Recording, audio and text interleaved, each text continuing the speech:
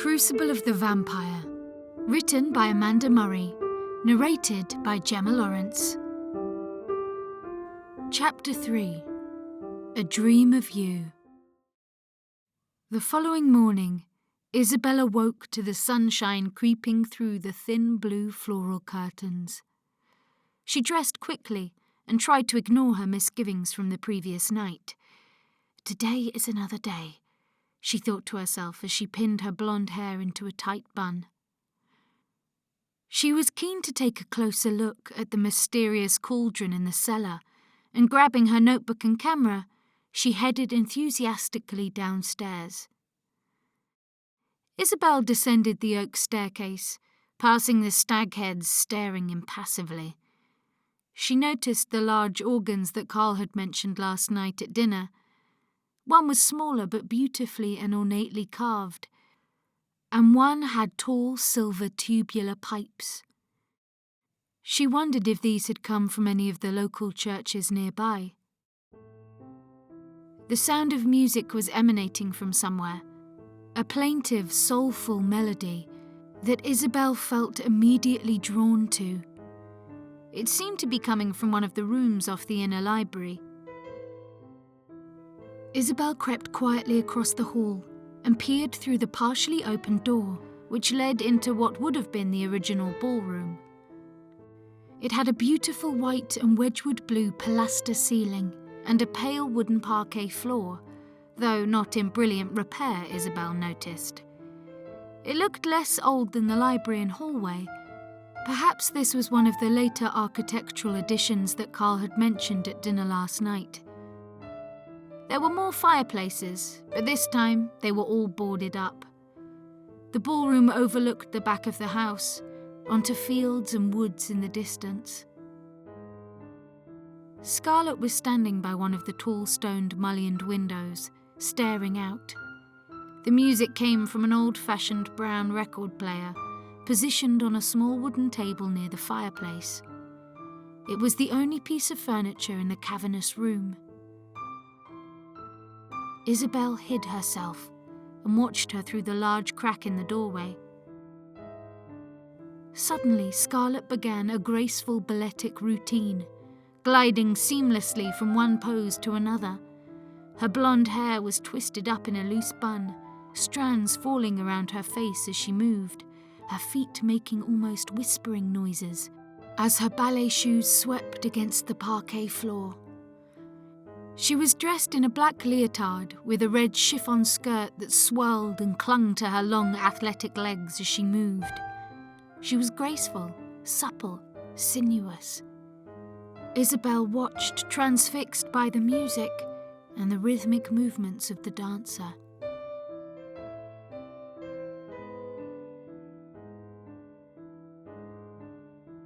Scarlett, sensing that Isabelle was watching, was annoyed at the intrusion.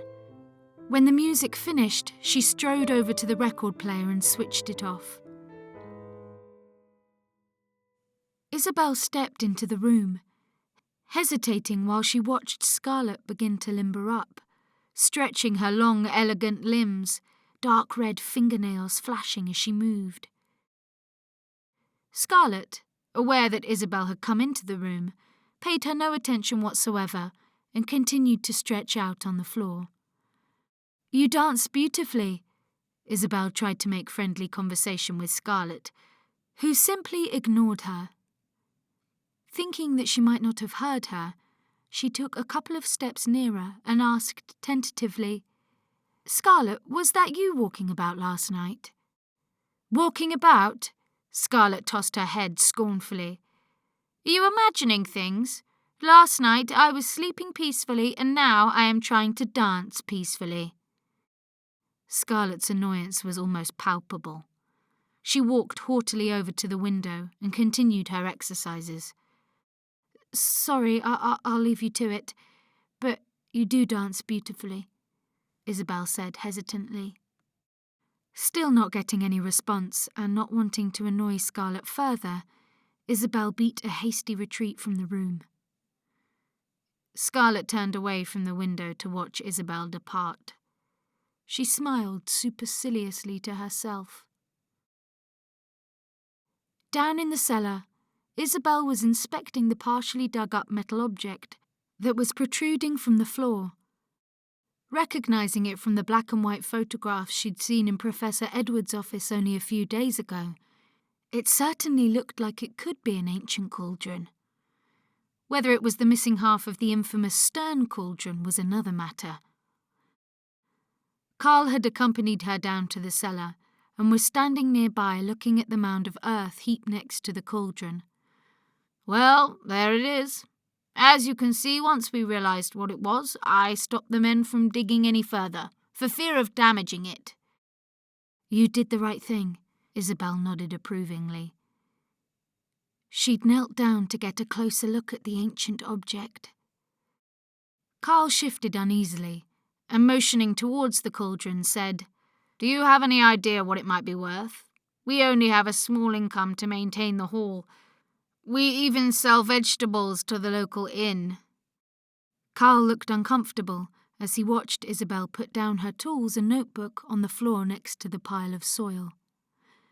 Not wanting to raise his hopes in case the object turned out to be nothing but a household cooking pot, Isabelle said gently, "You do realize that sometimes these items don't have much commercial value." "Oh, you must think I'm as green as grass," Carl said huffily, crossing his arms, an incredulous look on his lined face. "Museums are prepared to pay handsomely for such items. As your university already has the other half, it should be particularly valuable to you." Isabelle sighed. Why was it all about the money, she thought. The professor was always lambasting people like this, who couldn't appreciate the history of an ancient object, and were only interested in the value and financial reward it could bring. She didn't want to say too much at the moment, until she'd had a chance to get a closer look at the cauldron. The last thing she wanted to do was get Carl Scott Morton's hopes up, and then have to tell him his precious object was valueless. "Well, let me get it out of the ground, and then I'm sure Professor Edwards will be happy to discuss it with you." "All right. Is there anything you need, or can I just leave you to get on with it?" "No, I'm happy to make a start," replied Isabelle reassuringly, anxious to make some progress as well as not upset her host. Carl turned to leave. "Very well, I'll see you later," he said over his shoulder as he headed off towards the cellar door. Isabelle was left alone in the cold, silent cellar. She didn't mind too much. At least she could concentrate on her work, and excavating what could be an ancient lost treasure was exciting in her eyes. She zipped up her gilet to keep out the chill and put on her headphones, selecting some music from her iPod. She adjusted the small lighting rig that the builders had been using when they were digging up the cellar for the gas pipe so that she could see what she was doing. The yellow lights pierced through the dust and gloom, like car lights in the fog. Isabelle knelt down on the floor and began unpacking her tools in readiness for the excavation. She laid them carefully down on a cloth, like a surgeon before an operation. Soon, Isabelle was lost in her own world, busy taking photographs of the piece and writing extensive notes before taking up her trowel and brush and gently and painstakingly beginning the process of removing the centuries of soil, mud, and grime. Scarlett didn't even knock. She knew that Isabelle was ensconced in the cellar, busy digging around in the dirt. She slowly opened the door to Isabelle's bedroom and peered around, her nails blood red against the wooden door, a mischievous smile on her lips. It was rare to get visitors to the hall, let alone any that stayed overnight. She hoped that Isabelle would stay around for longer than a few days. She moved towards the wardrobe and opened it. Isabelle's coat hung inside. Scarlett stared at it. She reached out her hand and touched it, feeling the texture of the fabric between her fingers. She searched inside the pockets, Nothing except a silly tourist leaflet, which she shoved back inside the pocket after only giving it a cursory glance. But this wasn't what she'd come for. She closed the door and turned around to where Isabelle had left her bag on the bed. Smiling to herself, Scarlett began to unzip the travel case. She put her hand inside and lifted out several of Isabelle's clothes, letting them tumble onto the bed. Her eyes lit up when she pulled out a pair of silky knickers, and her hands caressed the soft satin fabric. She lifted the pale green and black lace underwear to her face and took a long breath, closing her eyes as she did so. She could smell Isabelle. Without hesitating, Scarlett tucked the knickers into her pocket and continued searching the rest of the bag. She came across Isabelle's mobile phone and held it for a few moments in her white hands, delicately handling the object and looking intrigued before also deciding to take it.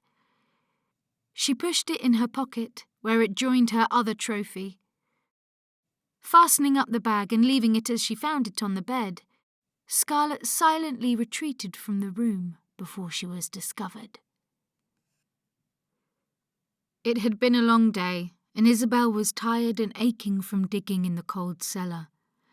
The excavation had gone well so far. There had been no interruptions, and Carl had left her pretty much to get on with things. He'd briefly come down to check on progress after lunch, but other than that, she'd spent the time alone in the cellar, only venturing up to the kitchen to have a hot bowl of tomato soup when hunger and the cold had got too much. She was pleased with how things were going so far, but her body was paying the price for the hours she'd spent hunched over the cauldron. It was not going to be such a straightforward job as she'd originally hoped. It was well and truly entombed in the ground, and it would require plenty of time and patience to get it out undamaged. The earth that the cauldron was buried in was partially clay, which had hardened over the years. It wasn't going to give up its treasure that easily. Isabelle wearily made her way back upstairs to her room. Grabbing a towel, she made for the bathroom, where she could soak away some of her aches. Like the rest of the house, it was stuck in a different era, where time had frozen it somewhere circa the 1970s. The bathroom was large and contained 3 avocado green baths in a line, each with a plastic curtain around for privacy. Presumably they had been installed during the hall's period as a girls' boarding school and had never been updated by the Scott Mortons.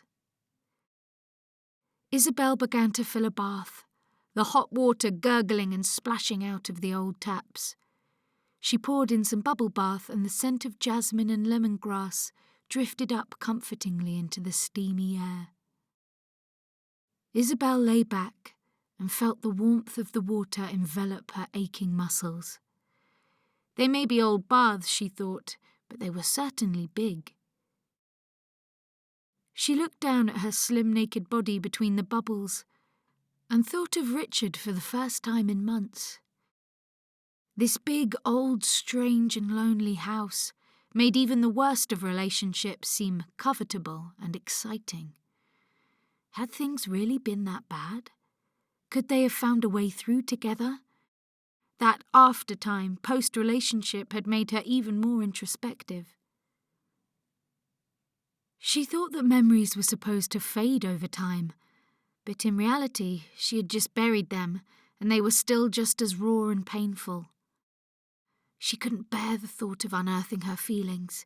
Richard had gone, and so too had love. She submerged herself in the water. Her blonde hair swirled about like seaweed drifting in the current. It felt good to wash away the dust and dirt and feel some heat penetrating her body. She had her eyes closed, so it was a couple of seconds before she realized that the light had suddenly gone out. She sat up in the bath abruptly, water sloshing over the sides. She listened carefully. Nothing. Damn it, she hadn't even brought the torch with her. She reached out and fumbled for her towel where she'd left it on the nearby chair, but it was no longer there. That's strange. She was sure she'd put it on the chair. She fumbled with her wet, outstretched hand and saw it was on the floor, but just as she grabbed it, the light came back on. Isabelle looked at the glowing bulb, with its threadbare pink lampshade, and breathed a sigh of relief. Dodgy electrics, she thought as she wrapped her towel tightly around herself, but I must remember to bring the torch with me next time. Later that evening, Isabelle was relaxing on her bed and back to reading Witchfinders, when a noise downstairs disturbed her thoughts. She put down her book and listened intently. There were voices, and a clanging that sounded like something metal was being dragged across the floor. Isabelle's curiosity got the better of her, and she tiptoed out of her room, trying not to make a sound, and crept onto the landing so that she could see what was going on. Voices could be heard in the hallway below, and Isabelle chanced peering over the oak banister to get a better view. Downstairs in the dimly lit hall, she could just make out Carl talking to two men. She had to squint quite hard to see what was happening. Was it her imagination? Or did one of the men look very similar to the creepy taxi driver who'd picked her up from the station on the day she'd arrived? It was quite dark, and Isabelle could barely distinguish his features in the shadows. She couldn't be sure. She edged closer to get a better look. The second man was more portly, wearing a thick jacket, and was the one answering Carl. The voices were muffled, and she couldn't hear what they were saying. Oddly, they were also lugging what appeared to be an old oxyacetylene rig. Carl conversed with the men some more, and then hurriedly motioned for them to go off into a side room, dragging the clanking welding rig behind them. Isabelle was puzzled. What on earth were they doing with a welding rig at this late hour?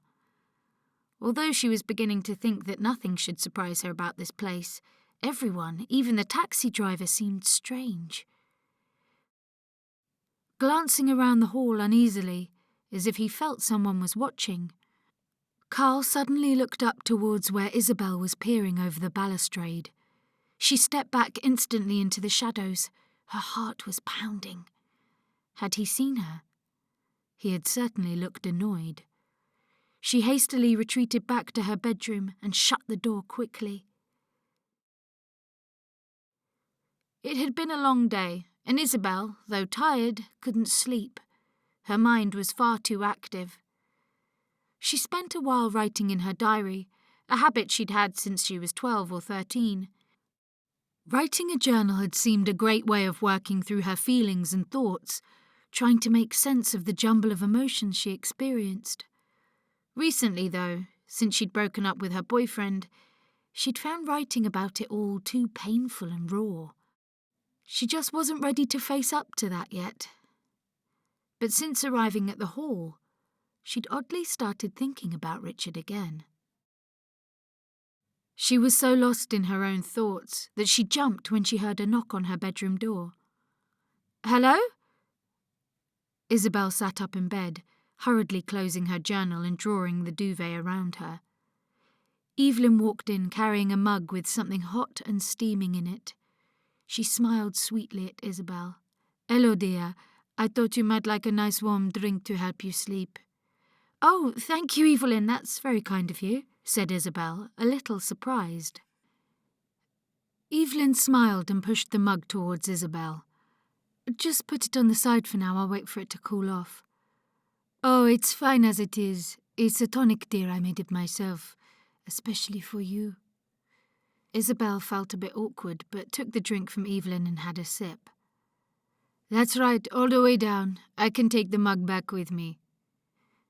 Evelyn stood watching and smiling, and Isabelle felt obliged to finish the drink. She handed the mug back to Evelyn, who wished her a good night, and left as quietly as she'd arrived. Isabelle remembered that she picked up a couple of magazines earlier in the day from a coffee table in the library. Her curiosity had been piqued when she'd noticed that there'd been a photograph of Ashwell Hall on the cover of one of them. On closer inspection, she saw that the hall was featured in a magazine, and she read with interest. Current owner of the hall, Carl Scott Morton, talks to Living in Shropshire about his family and the hall's history. She flicked through the magazine and found the article, which was dated October 2014. Intrigued, she began to read. Usually a very private individual, local landowner Carl Scott Morton has invited Living in Shropshire in for a look around his remarkable ancestral home, Ashwell Hall. Nestled in the heart of the Shropshire countryside, Ashwell Hall is a hidden 17th century gem, which Carl's family bought in the early 1800s. As Carl shows me around the property, he muses, "I think my forebears fell in love with the atmosphere the place has, as much as its splendid appearance." The place is indeed splendid to behold, especially as Carl and his wife Evelyn have undertaken an extensive programme of renovations, lasting several decades. In the 1980s, I'd been living away in France, working as a dealer in antiquities. I met my wife during that time, and it had always been our plan to come back to the hall at some point. While I was away, I'd let the hall out to be used as a private girls' school, and when the school's tenure came to an unexpected end, we decided to make the move. As Carl looks around the Grand Library, he continues, "Mind you, it didn't look like this when we returned. The school hadn't been a good tenant, and the place was in a terrible state. They'd left in a hurry, and there were beds piled in the hallway, desks here in the library, and all manner of mess scattered throughout the house." When asked about the circumstances of the school's departure from the hall, Carl immediately looks uncomfortable at the memory. "Well, of course, I was in France at the time, so I'm not sure exactly what happened, but it was an unhappy moment in the hall's history. Apparently 2 pupils vanished without trace, and the ensuing scandal forced the closure of the school." Indeed, foul play was suspected, as the missing girls were reported being seen some days later in nearby Jacob's Wood, walking with a mysterious woman in black, something Carl is quick to dismiss. "I'm sure they just ran away," says Carl, "but of course there were rumours. There are local legends about witchcraft, and people's imaginations got the better of them." Walking on around the huge house, Carl explains that in order to keep a grip on costs, he set about the mammoth task of renovating the property by doing most of the repairs himself. His wife Evelyn had been working as a costume designer for a theatre in Paris, and she put her skills to good use too, designing and making endless curtains and other soft furnishings. "Between us we managed to get the place in some sort of order," recalls Carl. "I started on the roof, as I felt it was most urgent to prevent any water ingress. Outside, there are extensive grounds to look after too. Most of the land is let to local farmers," explains Carl, "so it pretty much looks after itself. But we have had to employ a gardener to look after the grounds. Trying to do the renovations myself and manage the grounds would have just been too much." Although it's been an immense amount of work, Carl believes all the effort has been worth it. "We've managed to restore the hall to some of its former glory, and it's been hugely rewarding too. Our daughter Scarlett has grown up here, and a better place to have one's childhood would be hard to imagine. She's a trained ballerina, and the ballroom is a marvellous place for her to practice in. The grounds are perfect for her horse riding as well." Looking to the future, the Scott Mortons plan to remain at the hall. "We all feel very much at home here," says Carl. "As a family, we've been here for nearly 200 years now, and I can't see that changing. There's something magical about the place that keeps us here. It's one of those houses that once you step foot in it, you'll never be able to leave." The Scott Mortons certainly were an intriguing family. In the article, a very grand-looking photograph of the hall had obviously been taken in the later part of the year, as the Virginia creeper which covered much of the house had turned from green to an autumnal blood red. contrasting luridly with the dark grey stonework. There was also a photograph of Scarlet on a white horse, her visceral beauty staring back provocatively from the page, her blonde hair flowing in the wind, an imperious look on her pale face. Her wide green eyes looked straight at the camera, and a small smile played on her red lips. Isabelle was starting to relax. In fact, the last few lines in the article were a little blurry. That drink was certainly rather soothing and comforting. She held the article closer to her face and tried to focus on the words, but they were becoming indistinguishable. The letters were getting further apart, and the red Virginia creeper seemed to be growing brighter and moving up the house like it was trying to choke it. She slowly placed the magazine on the side table. The lamp next to Isabelle's bed glowed a luminescent yellow, pulsing like a small sun in the darkness. At what point does the conscious mind dip into the world of the unconscious, when sleep and waking blur, so that you cannot distinguish what is reality and what is a dream? Isabelle felt restless. She threw back the duvet and walked out onto the landing outside her bedroom. Her feet were bare and hardly seemed to touch the ground. Somehow, she didn't seem to feel the cold anymore. She walked along the corridors, which seemed to be bathed in a strange bright light, gone were the gloomy and eerie shadows. The corridors and rooms stretched on, and never seemed to end, no matter how far she walked. She drifted along, her feet weightless on the floor, her movements slow like she was floating. She could almost hear the silence as it wrapped around her like a cloud. Suddenly, the long corridor ahead seemed to evaporate, and Isabelle found herself outside and in front of the house. The iridescent lights had disappeared.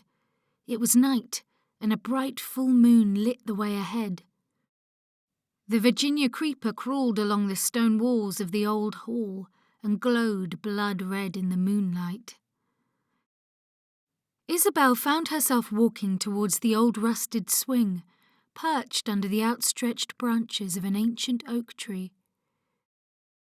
She could see a small figure on the swing, dressed in black with light blonde hair that fell in waves down her slender back. Isabelle tried to speak to her, but no sound came out of her mouth. She walked nearer and reached out her hand to the strange figure, who sat limply on the swing, her arms hanging at her sides. Somehow she couldn't get near enough to touch her.